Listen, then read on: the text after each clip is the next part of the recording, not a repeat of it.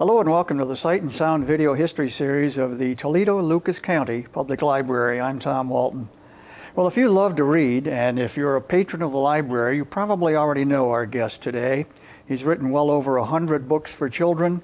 He's received many awards nationally for his contributions to literature.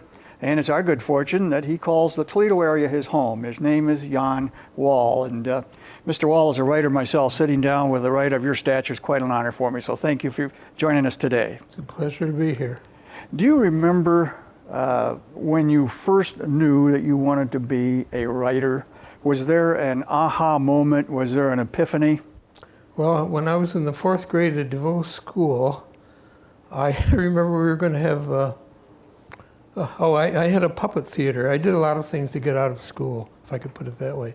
For example, on Saturday mornings, I appeared at WSBD in a program called Kitty's Carnival with Teresa Brewer. I played the piano and the electric organ, and she tap danced and sang.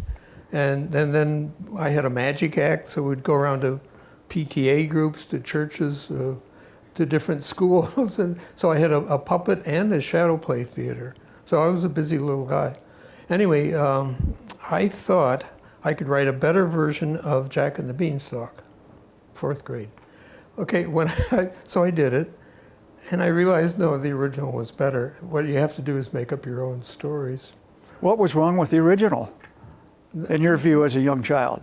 It's the kids think they know everything. Like, oh, I could do better than that. Yeah. It's an old story, I'll make it new. But actually, I was trained as a musician, and I thought that's what I was going to be. I wanted to write music for movies.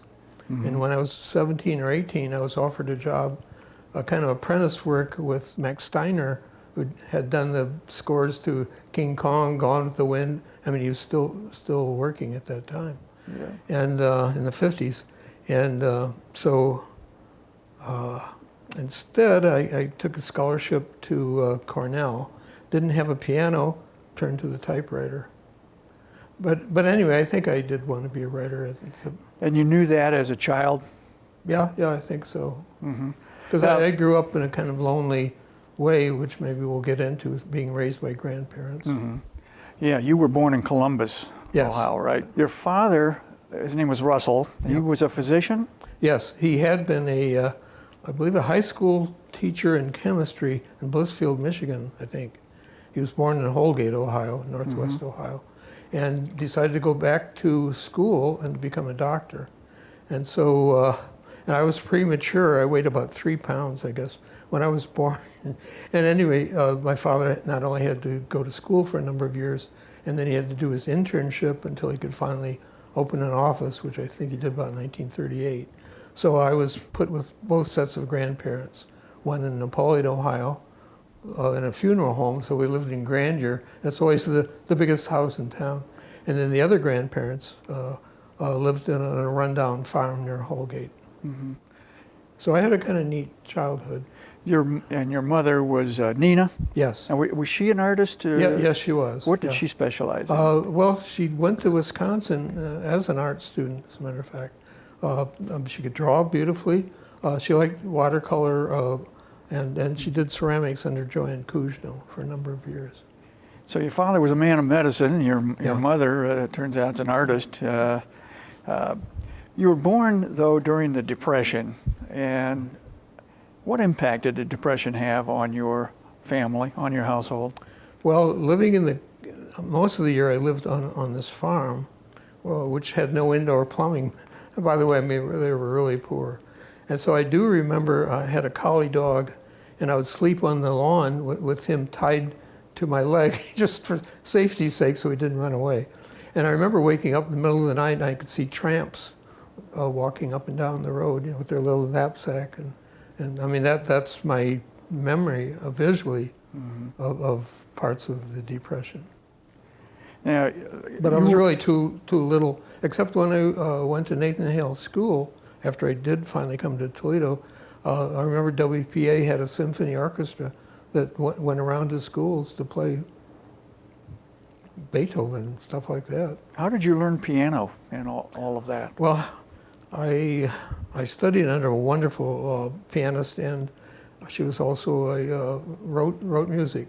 So Elizabeth Davies Gould, studied with her for 8-9 years, I think. In fact, I didn't like to practice. And I remember one day she lived on Putnam, which is near the foot of Bancroft, near Cherry Street. And it was an active, very interesting community there, mostly Jewish families of middle incomes. But all artistically inclined, or you could talk about the arts. And when people like Leonard Bernstein came to Toledo, he would come first to Elizabeth Gould's house. And her husband, actually George Gould, was the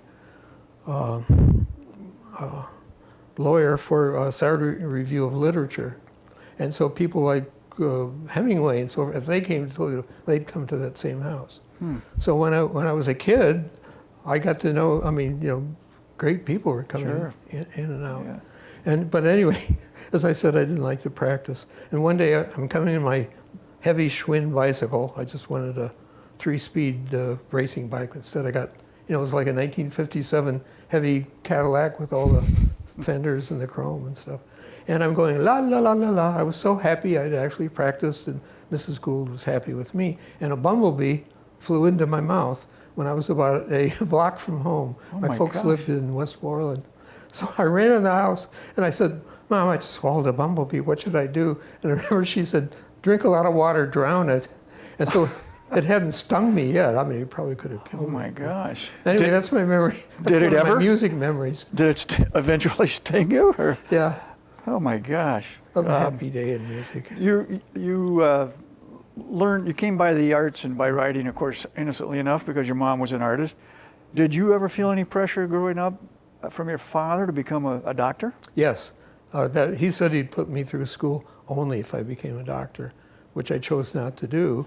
And when I told him I wanted to be a writer, he said, I'd rather that he sold shoes. So I had no help from my family for schooling. And eventually you moved on to DeVilbiss High School? Yeah. Is that right? You went to DeVilbiss, of course, doesn't it? But I graduated early when I was about 16 and a half. I had 24 credits and you needed 16 to... So my father said, well, you're on your own now. Mm-hmm. You're not going to be a doctor? No, tough. Go figure it out, huh?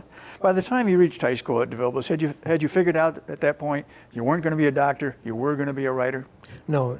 Still hadn't clicked in yet? I really didn't know. Dennis, I don't know, you make lists. Engine chief, What sort of things did you do in high school? Were you active in drama? Were you on the school paper, perhaps? I was going to be on the Prism. That's one thing that saddened me, because I didn't have the senior year. No, I was in things like the chess club and the Latin club and goofy things like that. Yeah. You were one of 6 boys? Yes. Now, where in the order were you? Well, originally I was the oldest, but since I'm the one that kept believing in the Easter rabbit, there were problems. I still, for my work, I still have to believe in that. Mm-hmm. But my brother Philip, who became head of the Augusta National Golf Club, was the next. Tell that story, because that's quite an interesting story about your brother, Phil. He was a real-life inspiration for a movie that most of our viewers would have seen. Can you talk about that? Lost in Translation. Phil was going to Tokyo on club business. And in fact, he was known as Mr. Golf in Japan.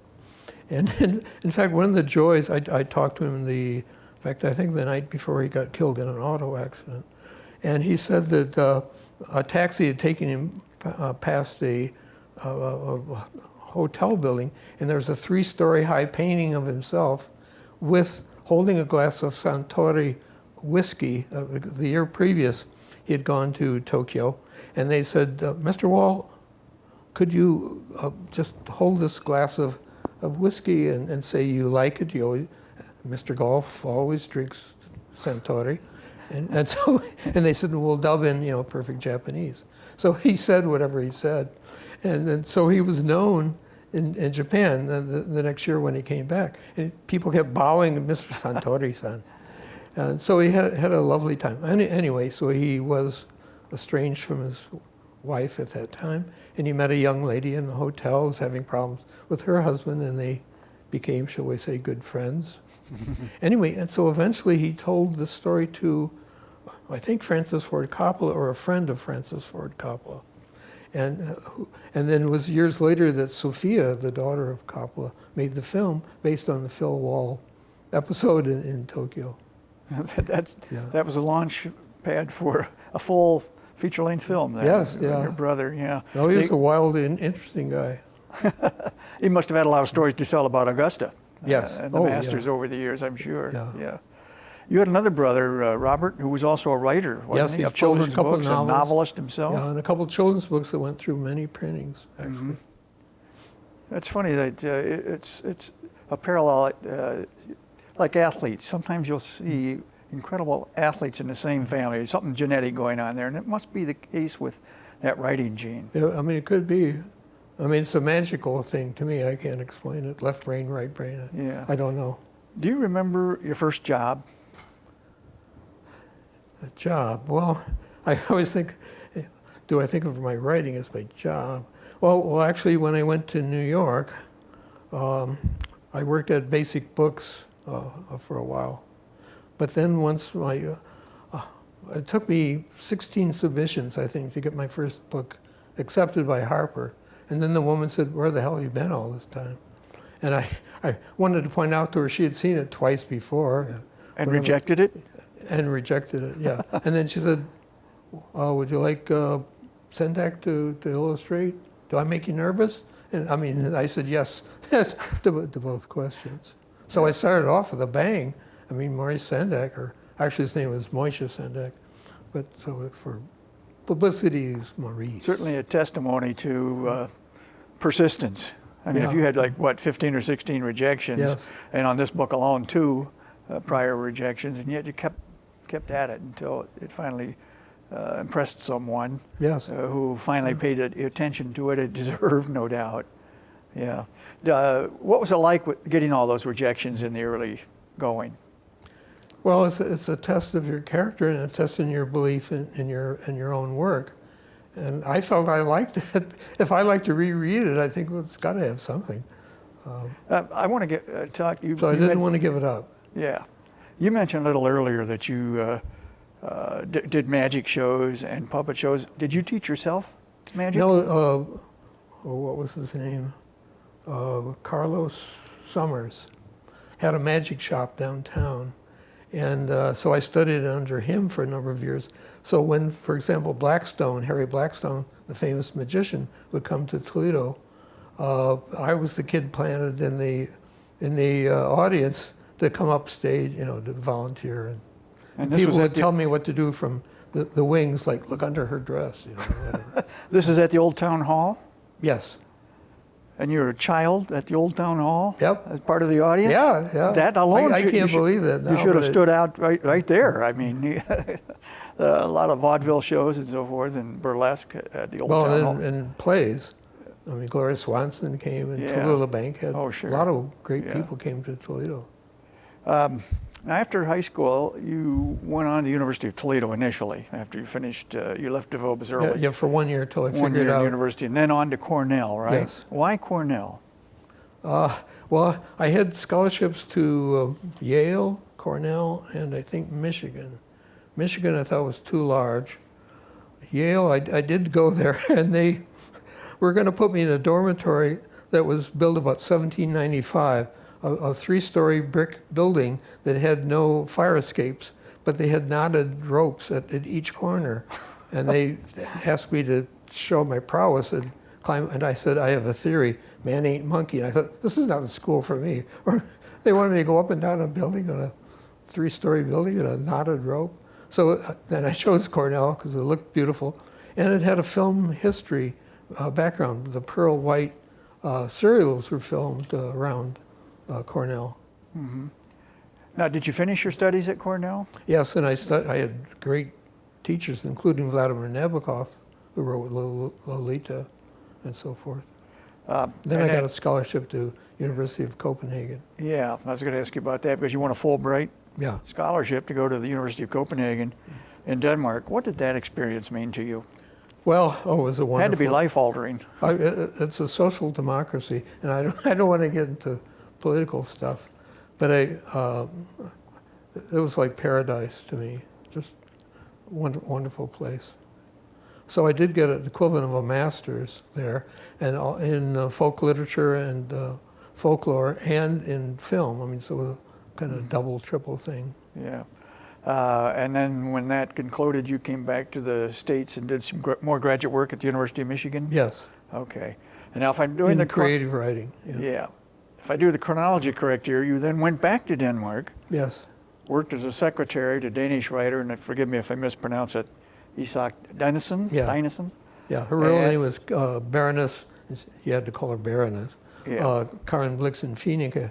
How did you land that job? I had met her at a party, I think when I was still a student, and for some reason she remembered, well, I had a bright red vest, I remember, with gold buttons. Maybe she remembered that, I don't know what it was.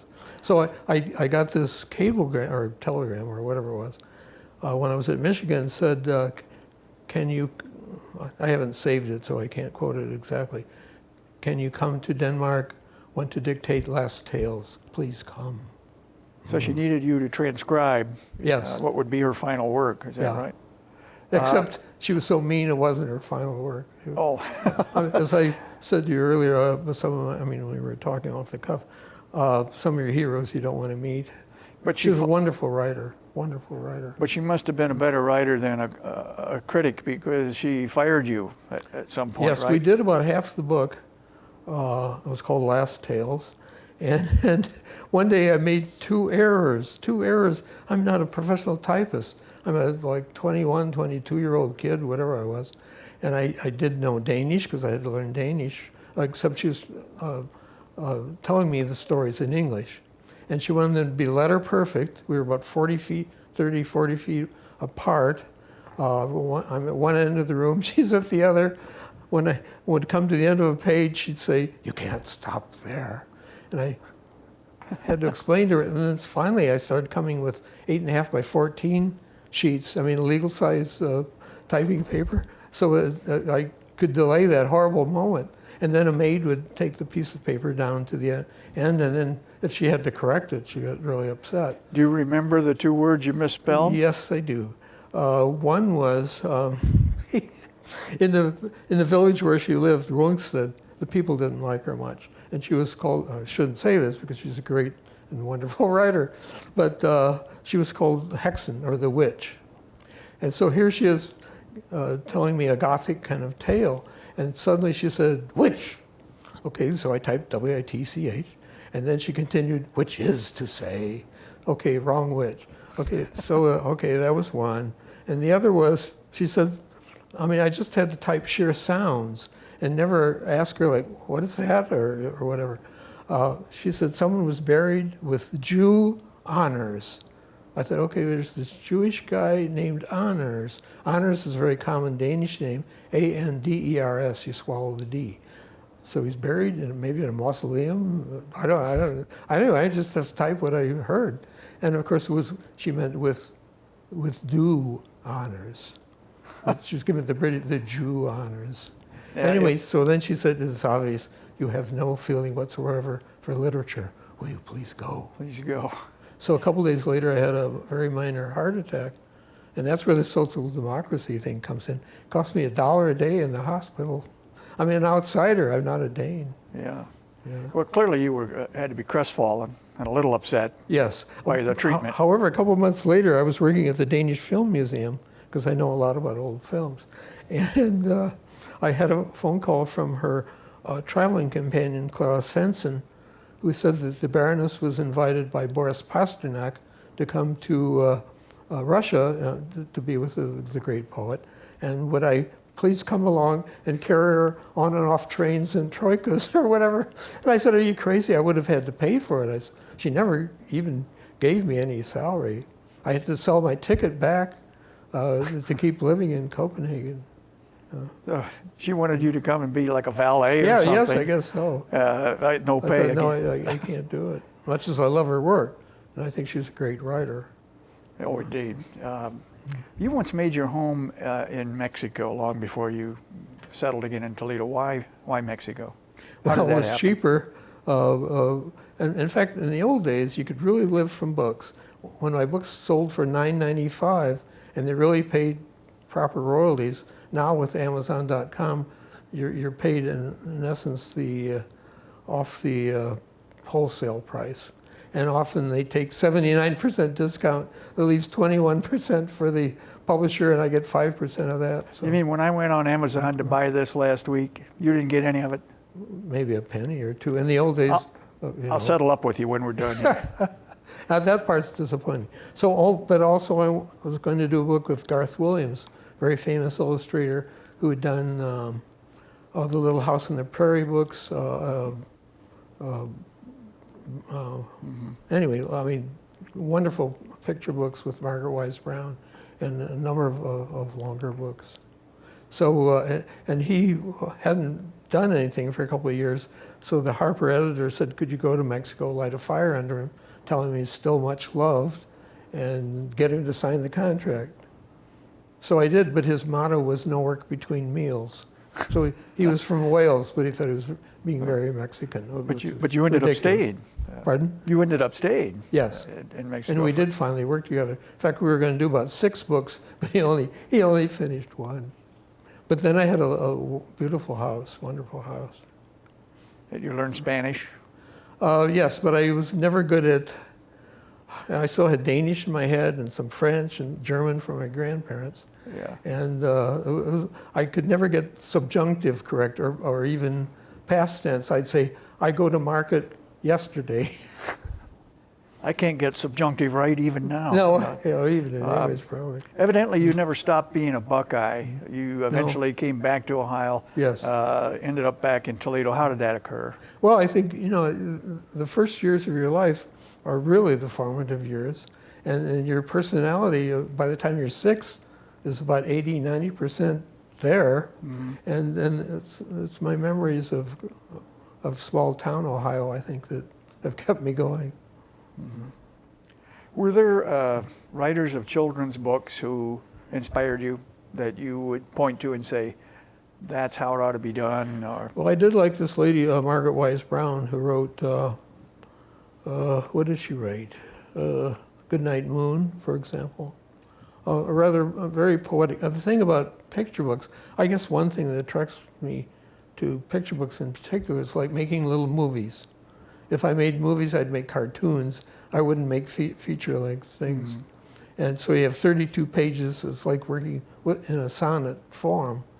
And then a real writer, of course, wants to put in a lot of words, a lot of adjectives. But you have to learn it's more like writing haiku, what to leave out. When you're writing, do you write with an eye toward or a feel for the illustrations that will come later? Yes, I try to see them in my head. Some of the editors claim they can't visualize. Just by chance, maybe they get the right artist to go with it. Maybe that came a little easier for you as the son of an artist. Yes, yeah. Possibly and so. because I love movies. Do you remember the thrill? We talked earlier about all those rejections, 15 or 16 of them, and finally it was published. Do you remember the thrill of that first book being published? Oh, yes. And which one was it? The Field? Especially opening the box with the first bound copies. Yeah. I mean, it was a great moment in my life. And what was the book called? Pleasant Field Mouse. Pleasant Field Mouse. Yeah. It's hiding around here somewhere. Does that remain among your favorites? I mean, it was the first one. Yeah. Yes, I think so. Can you recount for us how that story came to be? What inspired it? Well, to write for children, in a way, I guess it's harder as you grow older. You have to remain in a state of grace. Forget about the wars and all the other stuff that's happening around me. And I don't want to throw at little kids, especially, although I hope the picture books I do are for all ages, especially if there's wonderful art too. Mm-hmm. And if the words are well chosen. I don't mean it. I don't get up in the morning and think I'm a 4-year-old child. In fact, I usually don't think of the age group. Each story seems to find its own level of vocabulary. I can't figure out how that happens, but it does. Did your writing evolve over your lifetime?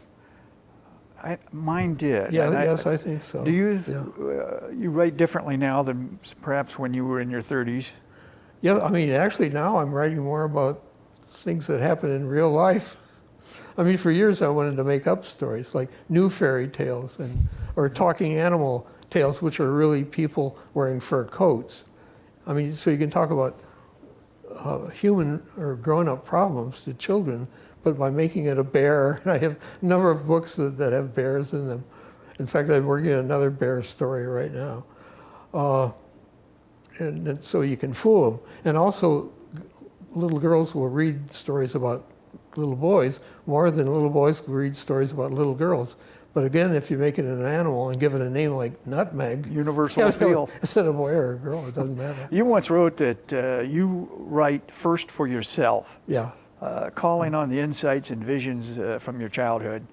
And I'm going to quote you now. It says, "I trust in this manner that I am communicating with the children of today, speaking not as adult to child, but child to child." Why was that important to you? Gosh, did I say that? Well, because I don't want to talk down to them. I really want to, well, except maybe use slightly bigger vocabulary than some children might use. And I don't want to lecture them, you know. But I can deal with serious subjects. Like I have one book called The Little Blind Goat, another one about a deaf child. It's called Jamie's Tiger, because if you're deaf, apparently you don't hear zero. I mean, you can hear terrible sounds. And then like a growling tiger or whatever.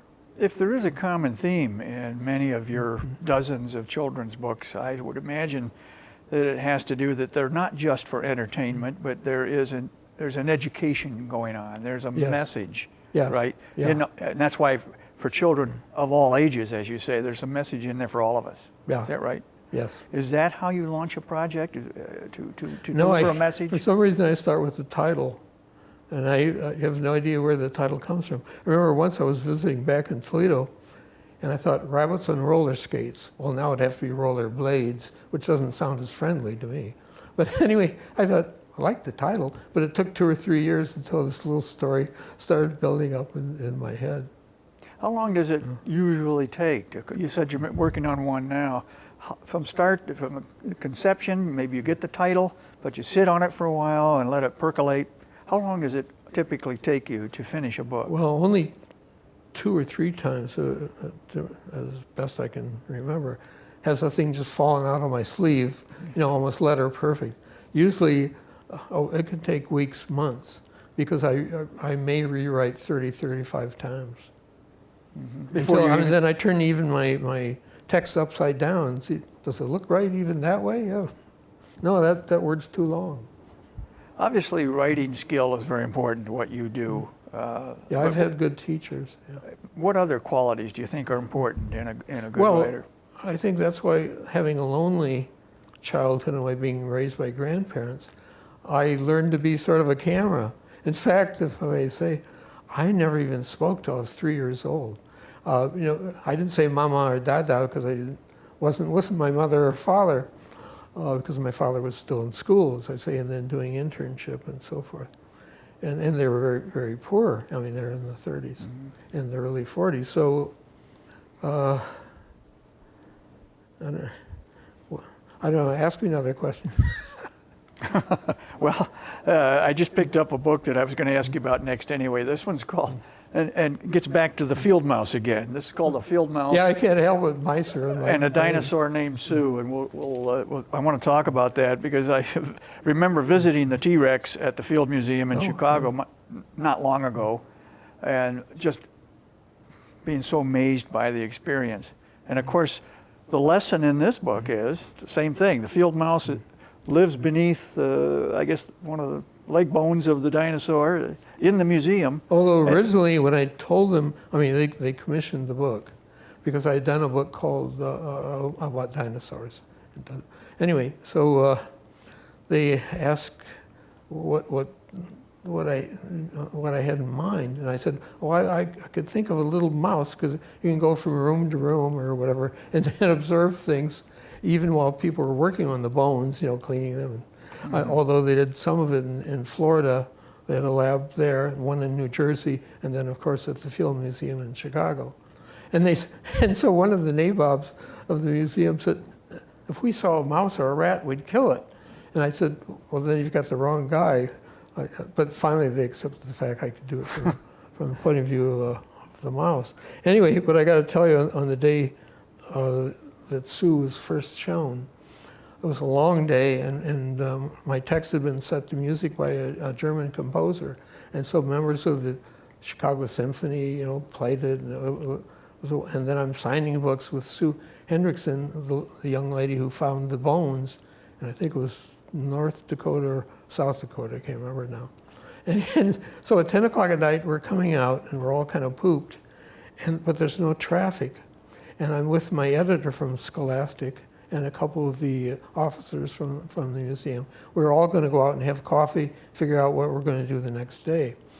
And there was a policeman on the street, said, you won't get a taxi for a long time, the motorcade is coming.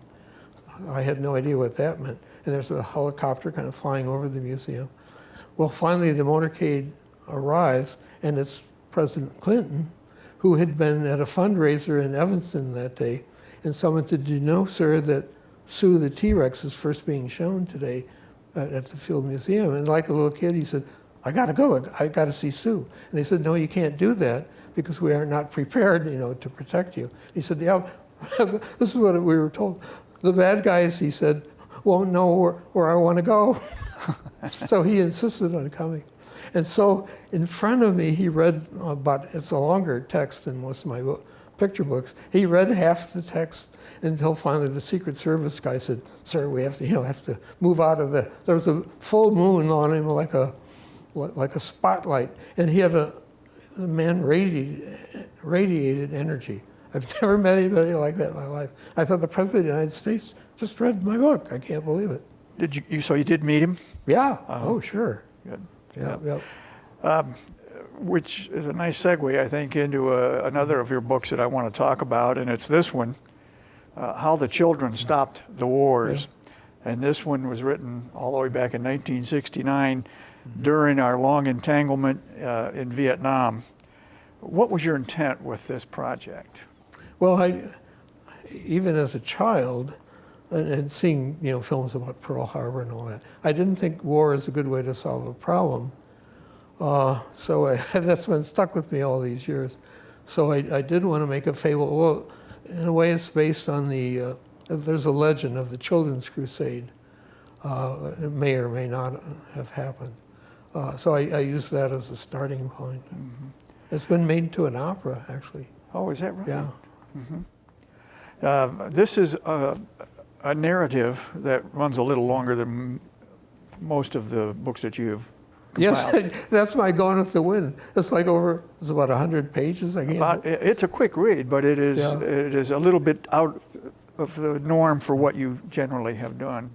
In fact, Robert Redford was interested in it, and nothing happened. But I did get to talk to him a couple of times about it. And then the guys who made Yellow Submarine, the animated film with the Beatles music, they were going to make an animated feature out of it. They had to choose between How the Children Stopped the Wars and Mandrake the Magician, which had been an old comic character. And they neither did, they didn't do either one. Okay. Now you note in the afterword of the book that you were nearly drafted into the military during the Vietnam War. Yeah. Well, I kept getting all these student deferments. Yeah. That didn't happen. Yeah. And if you had been drafted, knowing as we do as a pacifist, would you have gone to war? No, I would have declared myself a conscientious objector, I'm sure. I had 3 brothers in the military at that time. Did you have disagreements with them on this subject? No. No. They understood. Well, they were conscripted, I guess. Mm-hmm. Yeah, they were drafted. They'd say, "Oh, I know what I want to do." Yeah. All these years later, it seems like America is still at war. In your view, is it all still senseless? Has America learned nothing?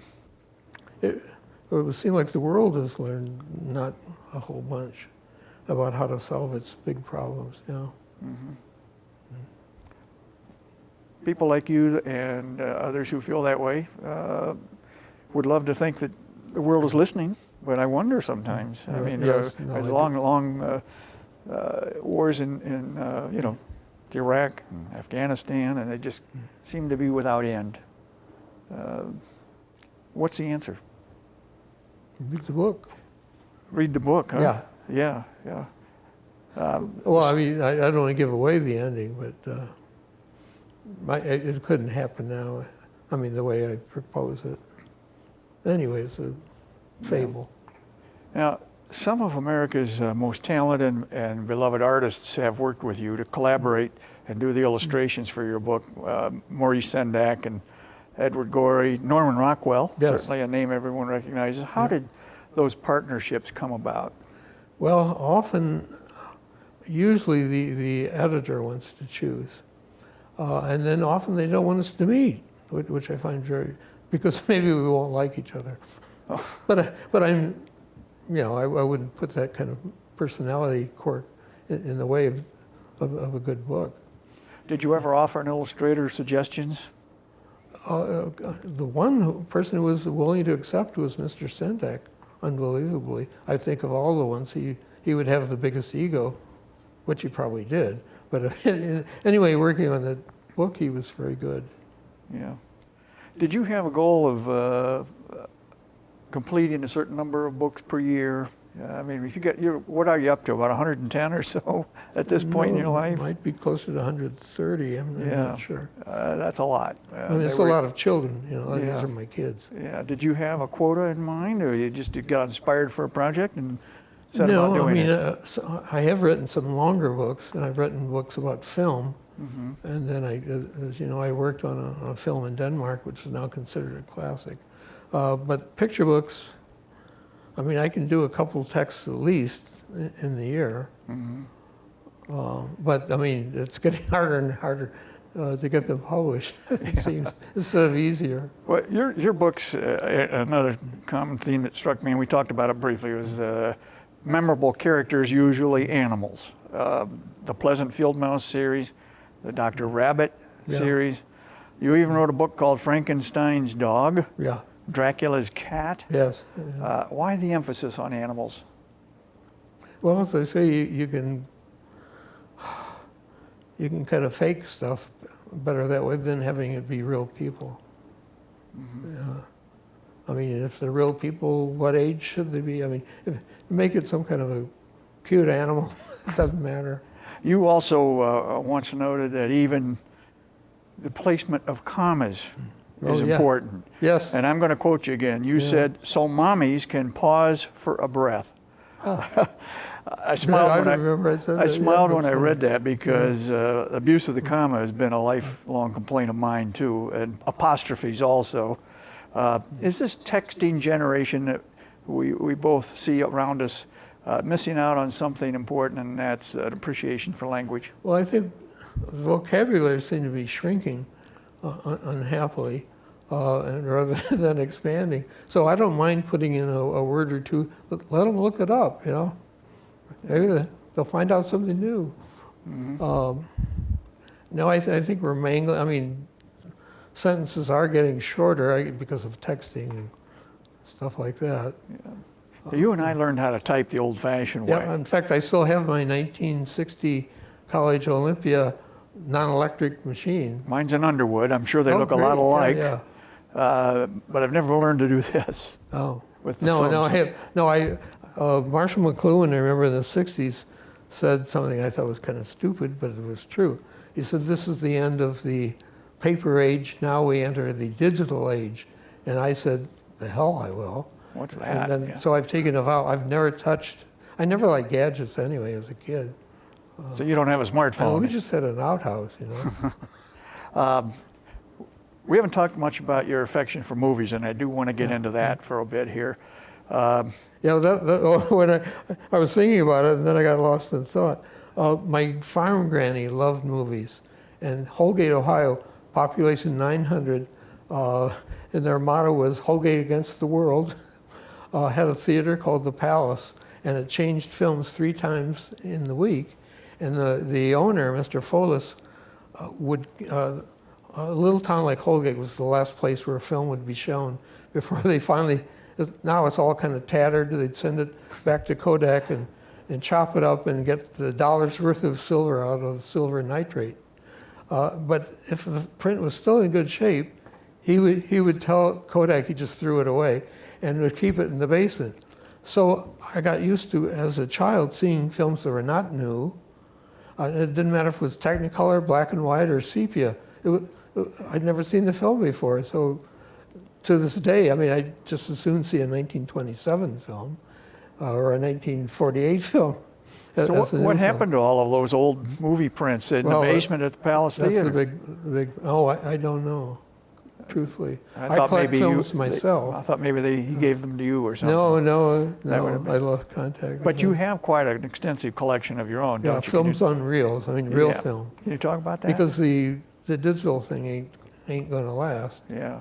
I mean, to save a film, it still has to be printed on some kind of acetate or some kind of physical form. You have films that you still take around and show? Yeah, except it's getting harder to repair projectors, so I prefer people to come to my little basement.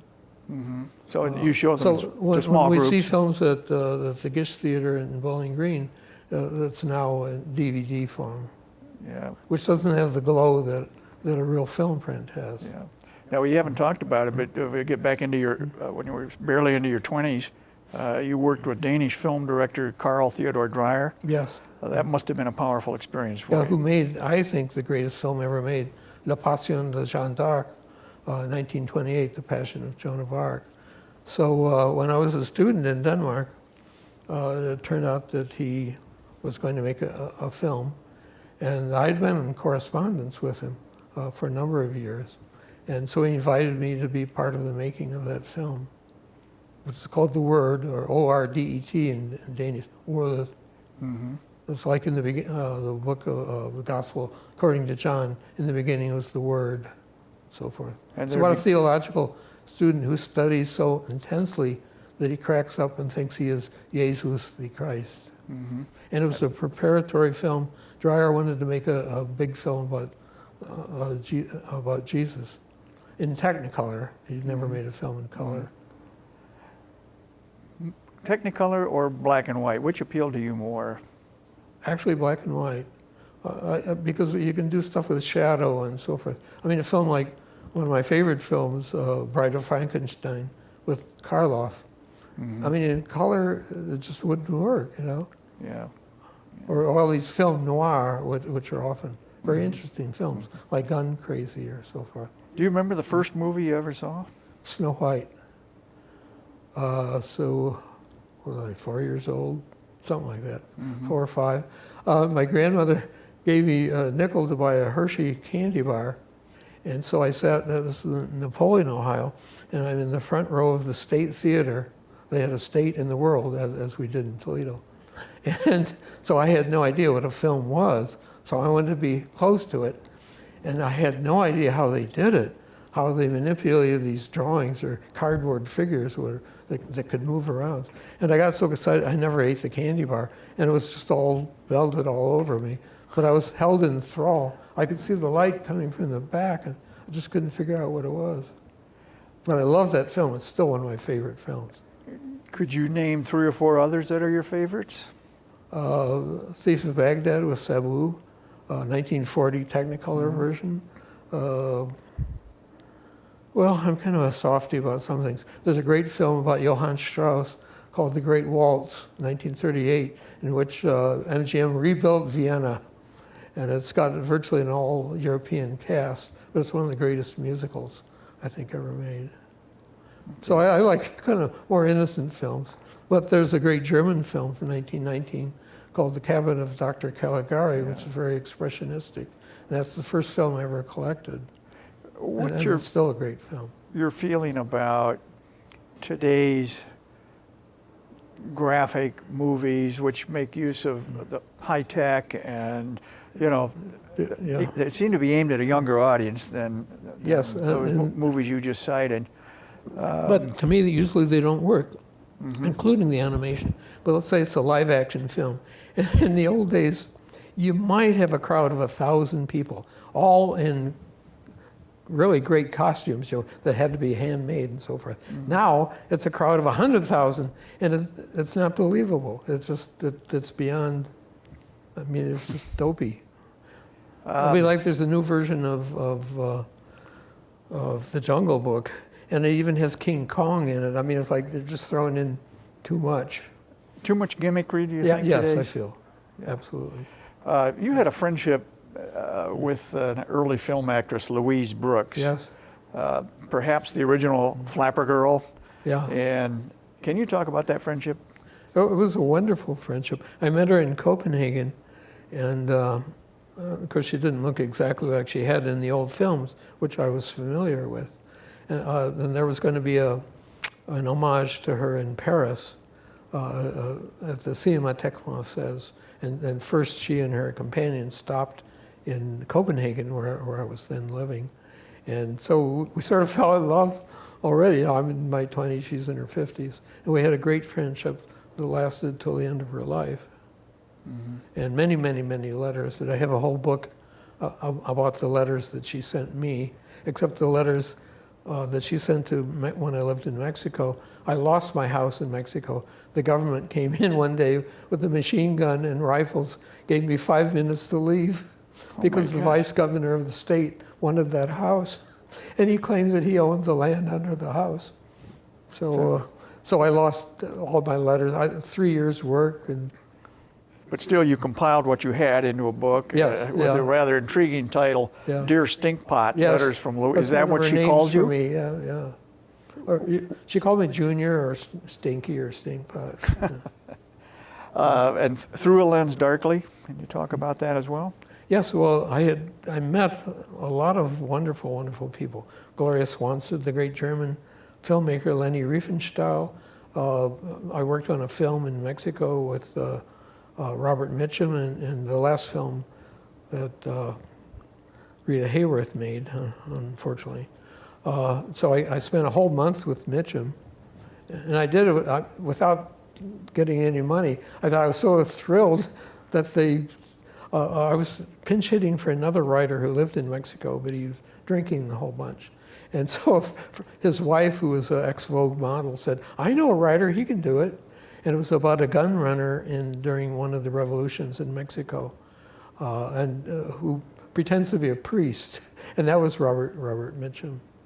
And so I was invited to the set every day to invent new lines of dialogue and stuff. But you didn't get paid? No, well, I said, well, I collect film. Could I have some film prints someday? So that was probably just as important to you at that point. Yes, it was. You've had connections for many years with Bowling Green State University. Yeah. You've lectured there many times at the Dorothy and Lillian Gish Theater. Beautiful place. It is, and you've shown films from your collection there. Yeah. Can you talk about your long relationship with BGSU? Well, I love the theater, and of course I love film. And Dr. Wolf, Ralph Wolf, who was the head of it, originally had the idea that maybe I could do Sunday matinees and more or less choose films that I would like people or students or townspeople, to come to see.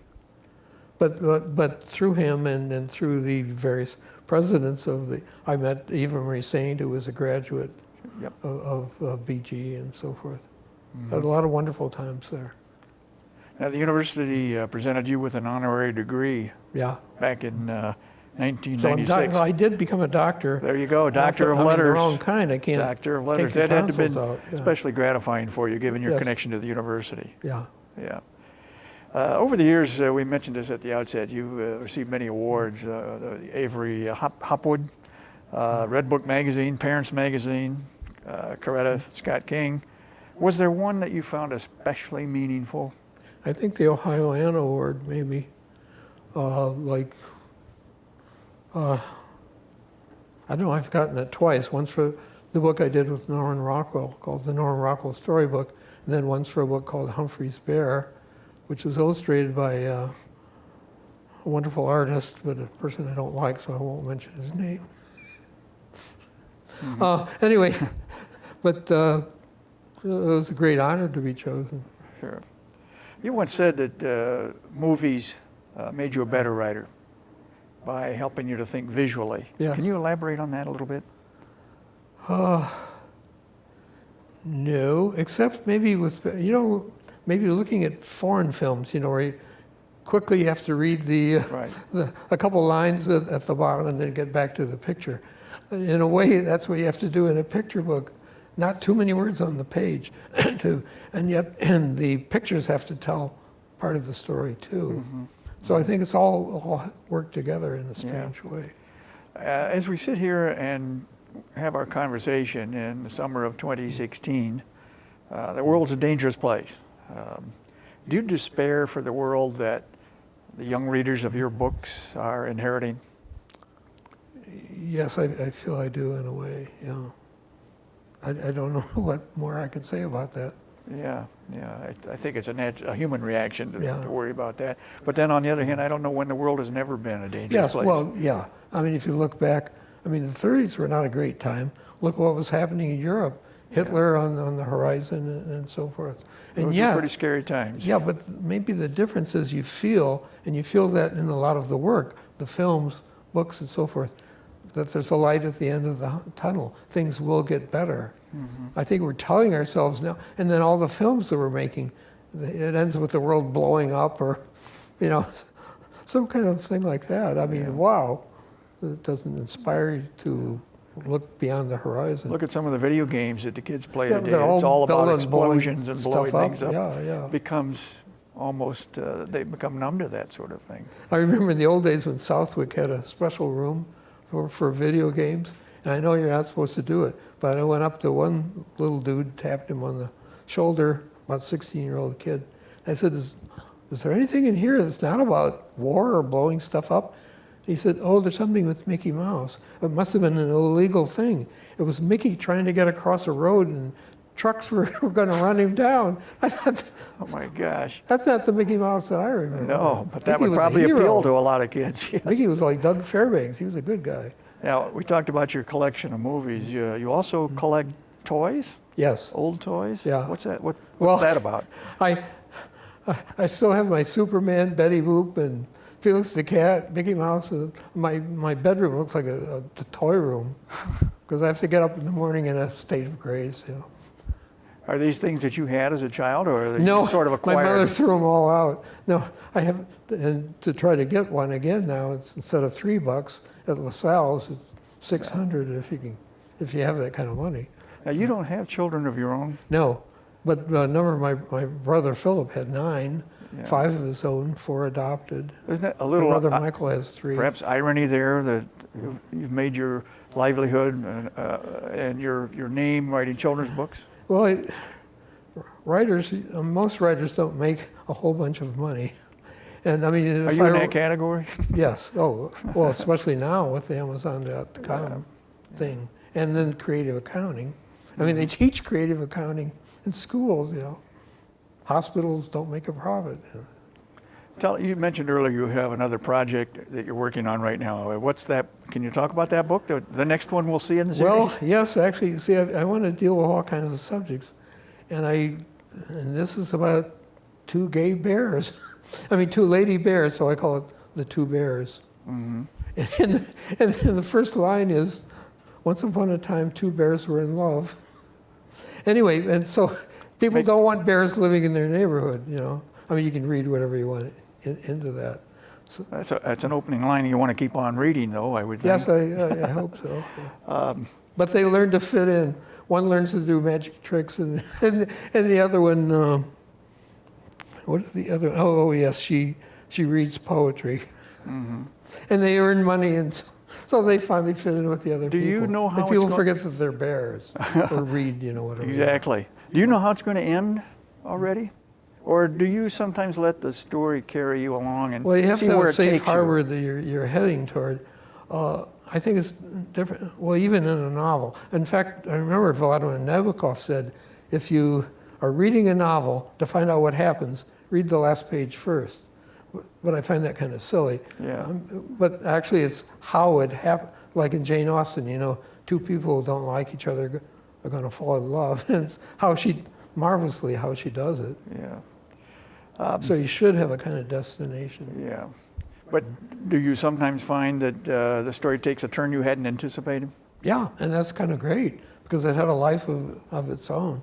And that's especially possible with the longer work. Mm-hmm. You know, where finally you're exhausted, you go to bed in the morning, whoop, you take it up from where, I mean, new stuff was happening in your head while you were sleeping. What do you hope your legacy will be? Well, I hope a book like How the Children Stopped the Wars, or my book on making the film with Dreyer. Mm-hmm. You know, you often make presentations to groups that include reading from your stories, and I'm going to ask you, if you would, as we wind down here, if you would conclude by asking if you would read a passage from How the Children Stopped the Wars. And I was really struck. First off, we should tell people who might be interested in reading it, there is questions for discussion in the back of the book, very thoughtful, very thought-provoking about war. But I wonder if you would read the last 5 or 6 graphs of your afterword, which you added in 2007, as I recall, about war. Would you do that for us, just starting right there? well, the story And any background you want to provide, absolutely. is a fable. And since it is set neither in the Middle Ages nor quite now, I depicted the classic battle with guns and cannons, bayonets and billowing smoke, not the guerrilla hide-and-seek battles of Vietnam, Yugoslavia, and Iraq. Mine is a war representing all wars, terrible to behold, no matter the setting or the weaponry. When I visit classrooms, I tell kids, hey, if you learn to read, you may learn to think. If you learn to think, you may make a better world. You are our best hope to stop all wars. I give up on the grown-ups. I think that's the perfect place to conclude our conversation. Wahl, Toledo is a better place because you're part of it. We're delighted to have this time with you today. Thank you for the gift of your time. No, thank you. And we thank you as well for the gift of yours and for your continued interest in the Sight and Sound Video History Series of the Toledo Lucas County Public Library. Remember, keep reading and keep learning.